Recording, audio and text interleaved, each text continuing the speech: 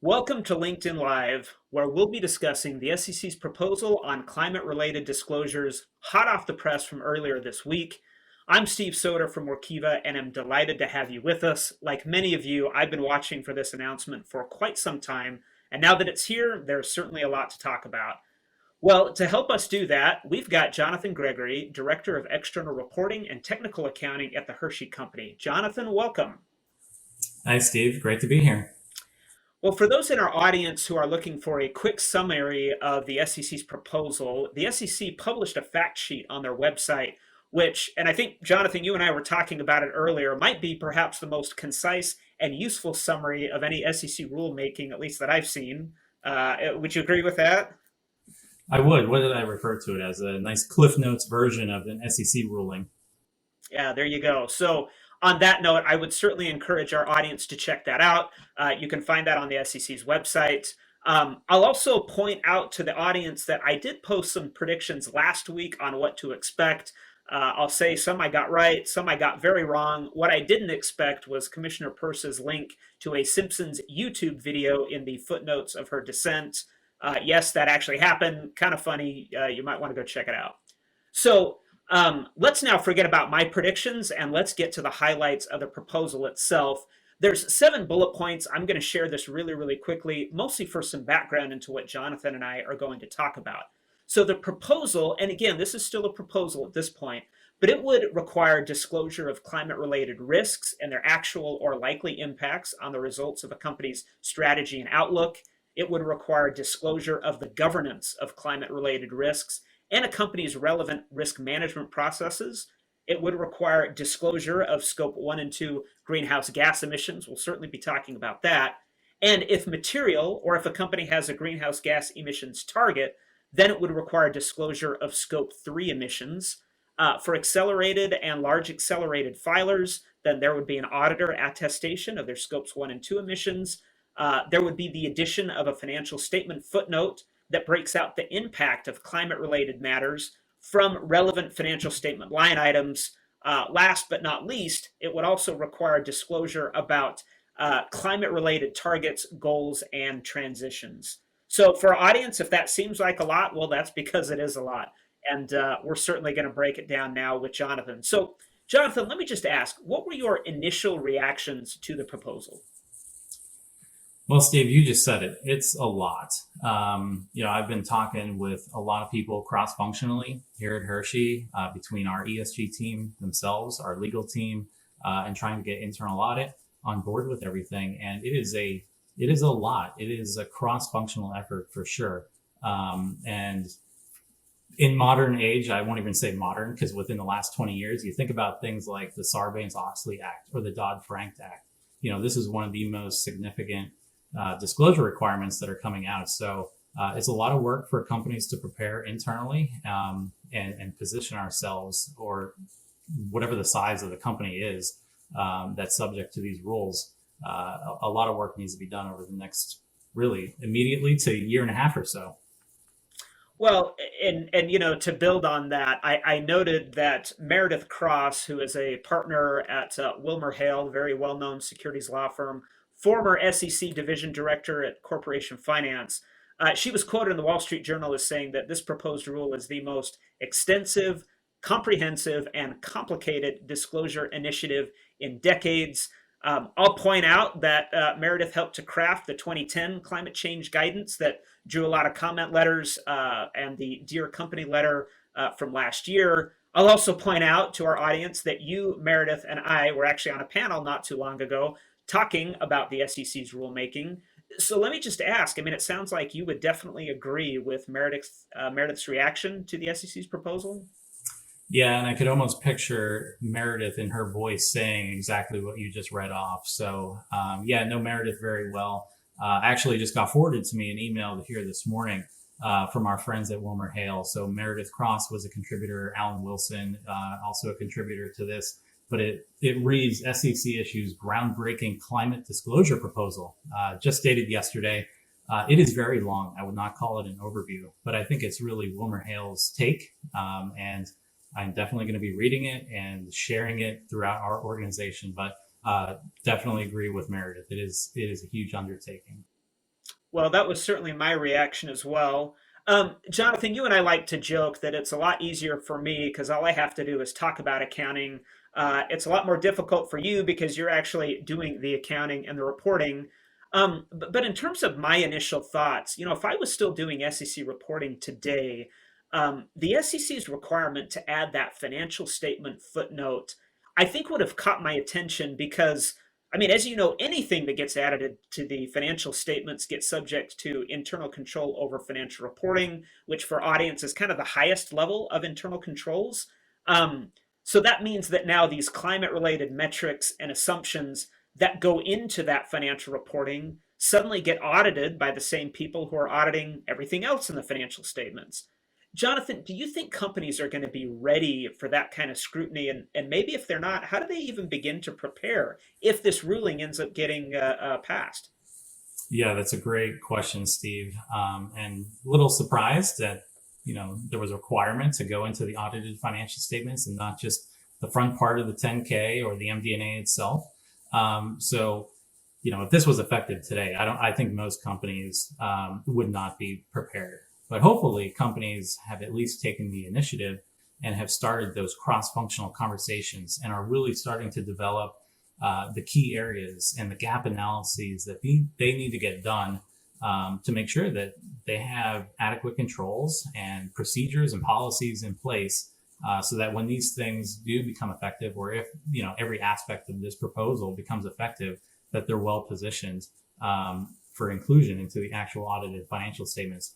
And I think companies probably saw a lot of this during the Q3, Q4 Dear CFO comment letter process, where a lot of the questions that were asked probably gave companies a good gut check on the controls and the procedures in place today to be able to readily answer some of the questions that they may have received during the comment letter process. So if companies aren't doing those conversations, having those cross-functional initiatives, definitely now is a good time to start. We have a great framework to at least work off of, and as things continue to evolve, hopefully companies can get themselves in a really good position.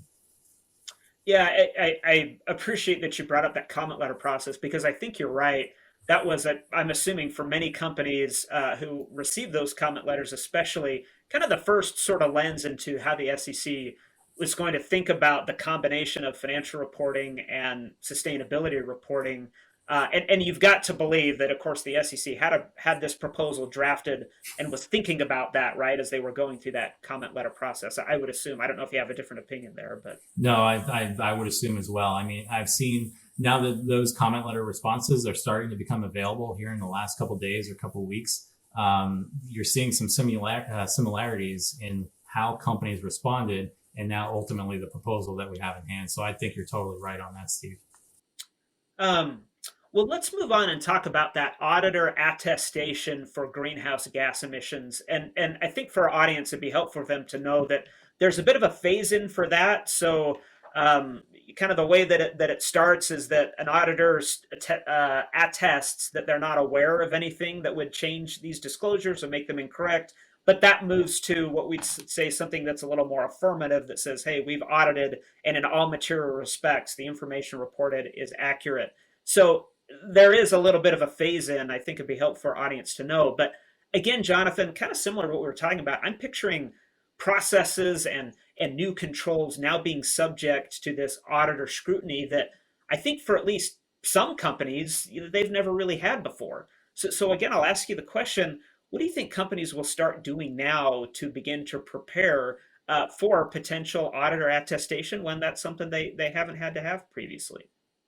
Yeah, that's a great question, and I think the attestation element to this proposal was, at least to me, it was a bit of a surprise. These things, I think, are meant to coincide with the timing of an annual report. So if you're reporting on 2023 financial statements, the attestation over greenhouse gas scope 1 and 2 should be relatively consistent. Now, I know all companies are not created equally, and I'm thinking about Hershey specifically, where we have greenhouse gas targets, and all of our targets are based on a 2018 benchmark or a baseline, and they're longer term in nature. So I think the target year is 2030. So we've made a lot of good progress to date. But now that you have to factor in an attestation in conjunction with a full blown, annual audit, integrated audit as well, for large accelerated filers, um, you know, it could create a challenge. It could create a challenge in terms of getting this historically non-financial data audited, or have an attestation report put around it, and getting that information hopefully can coincide with the timing of deadlines for 10K filings. So that would be, in my opinion, probably one of the bigger challenges. I know that our ESG team works very hard to gather all the data that they put into our ESG report. Now accelerate that by 2, 3, 4 months to make sure that it can go through all of the processes that we just got done talking about, a full-blown attestation. And even today in ESG reports, audits or getting opinions or agreed upon procedures is a voluntary act. We currently don't do any of that. So this is a new, totally new landscape, even for Hershey. So I could only imagine that smaller publicly traded companies would have to do some serious planning. And you can correct me if I'm wrong, Steve, but I think you and I were talking about this earlier. Is there a requirement for your standard external auditor to be the one to provide that attestation, or can you go to one of these boutique firms? And does that even make sense, given the fact that your main primary auditors have free reign over everything that a company is putting out? So it's helpful just to kind of gauge what some companies might be doing now and how that will evolve over the next couple of years.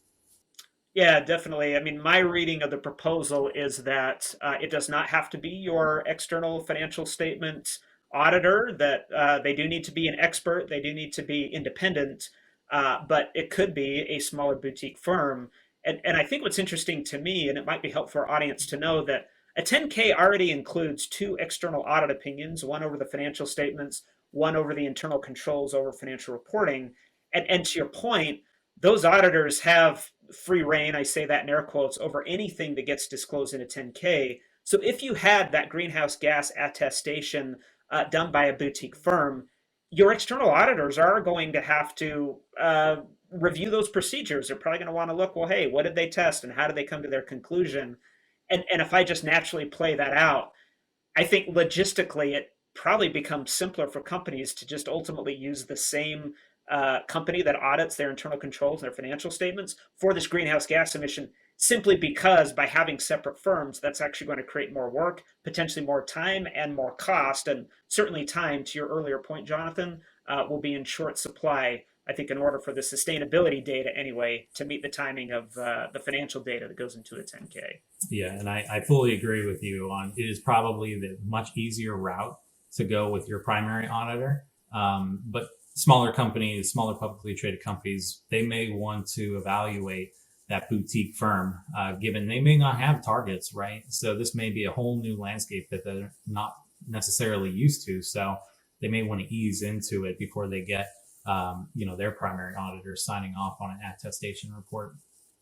Yeah, definitely. And I would point out again something else that you and I have been chatting about earlier is, today I think those boutique firms actually have the expertise to be able to do this. I don't know if the larger public accounting firms have that expertise at scale. They certainly have it. There's no question about that. But do they have it broadly across all of their audit engagement teams? Well, the answer to that today, at least, is probably no. Will they get there? I think so. But a boutique firm certainly has that now and could get started right away, especially to your point, for a company who doesn't, have those targets, who hasn't really thought through, GHG emission reporting. Um, I want to move on just quickly to scope 3 emissions, because under the proposal, if a company has a target for scope 3 emissions, then they would need to disclose it. I would note, as you pointed out, that the Hershey company has that target. And as the Hershey company has sort of put together the goals that you have, I think you mentioned 2030 is kind of when you expected those to come to fruition.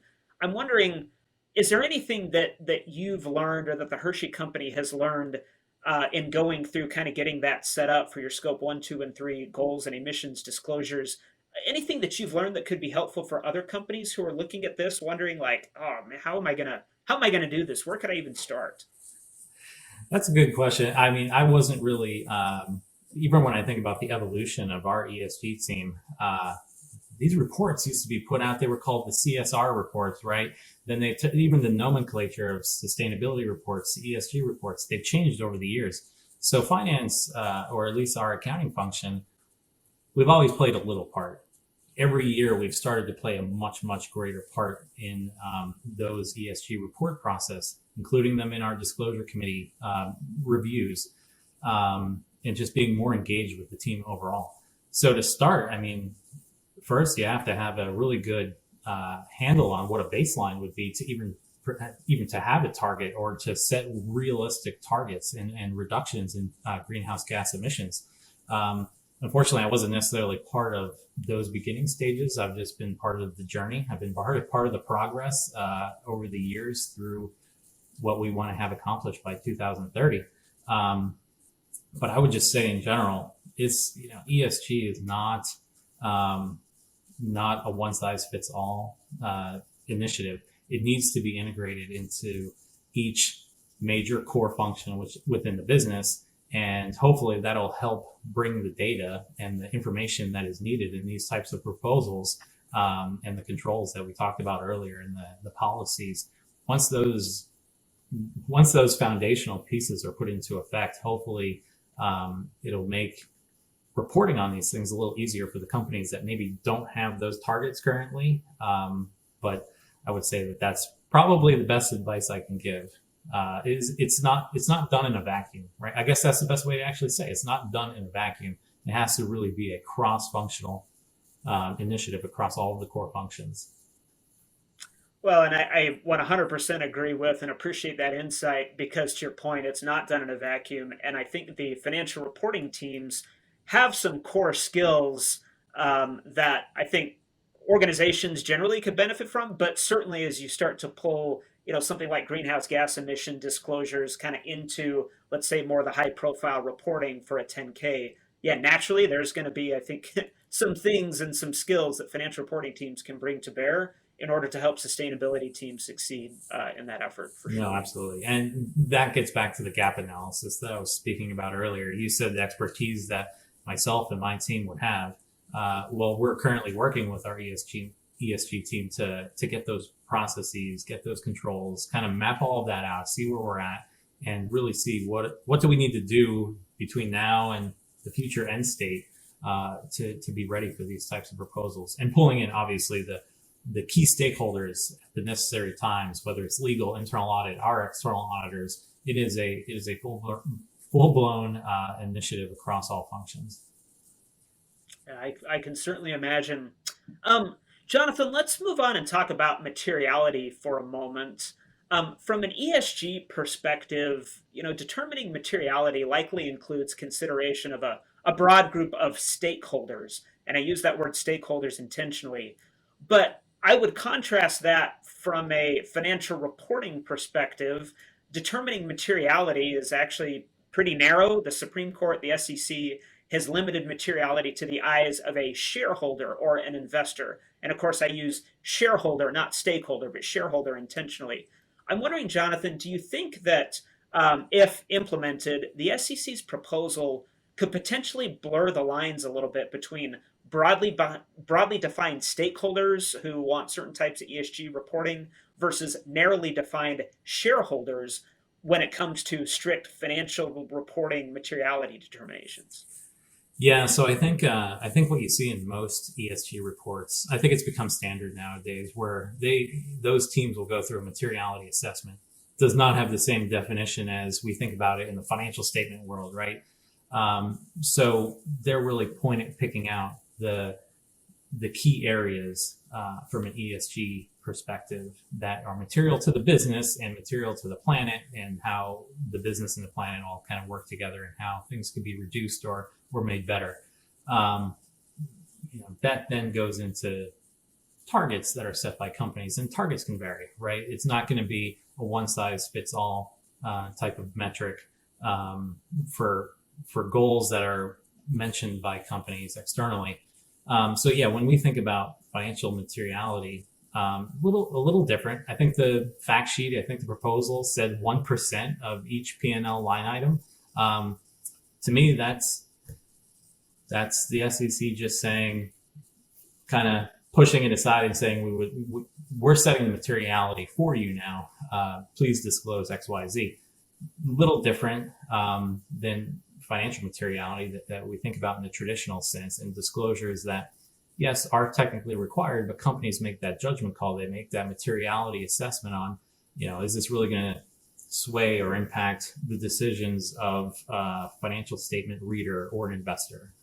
So to your point, those differences, the 1% versus the traditional materiality, is much lower. So I think it'll be interesting to see how these things evolve. And I think we were even talking about this earlier. Once again, some of these comment letters that have been made public here in the recent weeks or recent days, a lot of the answers that you've seen basically pointed to something very similar of saying, our climate related expenses have been less than X% of cost of sales or X% of SG&A. So to your point earlier, I think the SEC probably had the proposal in hand as they were getting these responses in and saying, great, 1% it is. So we'll see how that goes. And, we'll see. This just further emphasizes the point that, the process and controls and everything underlying to make sure that everything is captured accordingly can be done so, because that there may be some companies not well positioned to be able to go into a cost of sales or certain line items of the P&L and definitively say, yes, my climate related expenses are in fact less than 1%. So we'll see how that goes. Well, and it really makes you wonder if at some point in the future, maybe materiality is defined differently from an ESG perspective, keeping in mind broad stakeholders, employees, consumers, your suppliers, your customers, versus, again, the traditionally defined materiality for financial reporting. In my head, I can think that there's got to be scenarios today, certainly, where a company says, hey, I need to disclose this to my ESG stakeholders, but just because I'm calling that important to them does not necessarily mean that I consider that to be financially material under, the criteria that we would typically use to evaluate financial materiality. I don't know legally what that looks like, but this whole notion of materiality, I think, has been really the crux of how critics are viewing the proposal like the one we got this week on climate disclosures, and I think a handful of other ESG related disclosures. Yeah, I mean, what's coming down the pike is human capital, so we'll see where that takes us as well. Yeah, definitely. Wanted to just quickly ask, I'll note for our audience that the proposal included an XBRL tagging requirement. I'll just ask Jonathan, do you expect that that'll pose any problems for companies to comply with that XBRL component? Yeah, I don't foresee it to be a problem for Hershey. We use Workiva for our external filings, so yeah, nice jacket there, Steve.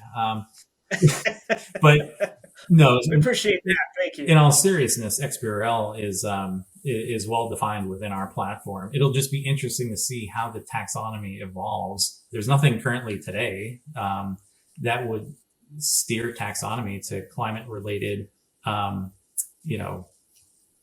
tagging in a footnote, whether it's quantitative or qualitative. So it'll be interesting to see how that is done. And I'm assuming the SEC does not want extended tags. So it'll be interesting to see that uniform tagging across various companies. And it'll be just the timing of that will be, I know that's part of the comment period, but we'll see how far along that comes in the next couple months, I would say. It's a great call out. So I did see that within the requested comments by the SEC, and let me just depart just for a second to tell our audience, the full proposal is 510 pages. That's a lot longer than I think the 3 or 4 pages of that fact sheet that Jonathan and I were talking about earlier. But for anybody who really wants to get inside the head of the SEC, looking at the specific questions that they ask, because when there's a proposal like this that gets released, the SEC asks, hey, well, what about this? And do you think this would be helpful? And how should companies consider that? That can actually help give some insight into what the SEC was thinking and what they think they were trying to accomplish potentially through the proposal. So the SEC did ask about customer extended tags, but I think to your point, it'll be very interesting to see if this accelerates the SASB's XBRL taxonomy for ESG disclosures, and potentially get that into SEC filings along with the US GAAP taxonomy, which is largely what we use today. I think it'll be interesting to see how that plays out. Um, so to get ready to wrap up here, Jonathan, one of the questions, so if the proposal were adopted today, how do you think it would change a company's ESG reporting processes, or at least their climate-related reporting processes? And do you think maybe that would simplify and consolidate some of that, since now, in theory, a company could just point back to their SEC filing and say, hey, all our climate stuff is there. That's where you're going to need to go to get it. Any thoughts on that you could share with us? Yeah, so I think the end goal is to definitely simplify and consolidate that type of reporting. The hard part is, and we've been talking about it for the last 25 minutes, is the hard part is the timing of that information being made available in what has historically been in an ESG report versus now putting it in a 10K. And, oh, and by the way, it needs to have an attestation report. So there's a lot of work to be done cross-functionally to get to those, to get to the timing that needs to be done. And I don't foresee 10K filing times being pushed out because of this type of disclosure requirement. So I think, yes, the ultimate goal is that there is simplification, consolidation. Investors and analysts and any key stakeholder outside the company, they like things in one spot. I get it. It's just a matter of the teams working together to kind of make sure that these things can be accelerated and pulled forward. And then it'll be interesting on the backside, these ESG teams that put out the reports that they've historically put out, how this changes what they then report just a few short months later.